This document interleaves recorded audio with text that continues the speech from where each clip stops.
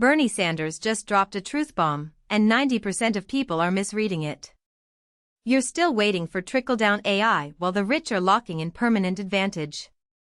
In 7 minutes, I'll show the exact policy that changes everything. Most people think AI is a force of nature, unstoppable and inevitable. That's exactly what the billionaires want you to believe. By the end of 2025, the 3 leading AI labs had amassed more computational power than all of academia and the public sector combined. Sanders argues this concentration isn't an accident, it's a deliberate policy failure. And here's the part that will make you angry. Sanders isn't just complaining, he's proposing the most radical tech policy since the creation of the internet. He wants a publicly owned AI utility, funded by a tax on every GPU sale over a certain threshold. This isn't socialism, it's infrastructure, like roads or the power grid. But the real surprise isn't the idea, it's who is secretly backing it. Consider the ARPANET, the US government project that became the internet. For decades, it was publicly funded, then private companies built on top. Sanders wants that same model for AI, a foundational public model, with startups building applications. In 2026, Taiwan's government already holds a strategic stake in chip giant TSMC, keeping it aligned with national interests. Sanders' plan would do the same for AI compute. But what happens when the training data itself becomes a weapon? You don't need to wait for Congress.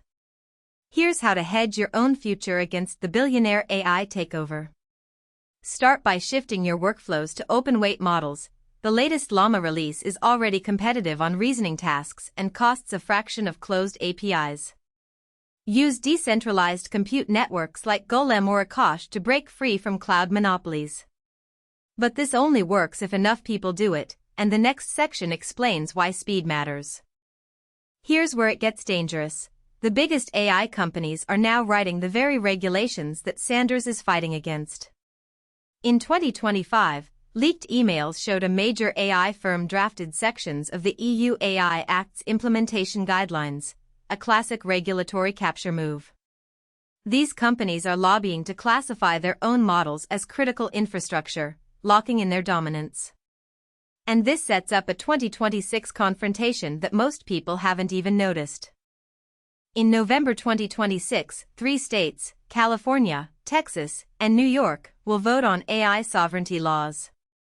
These bills could mandate public ownership of foundational models or open up compute access. If they pass, it reshapes the industry overnight.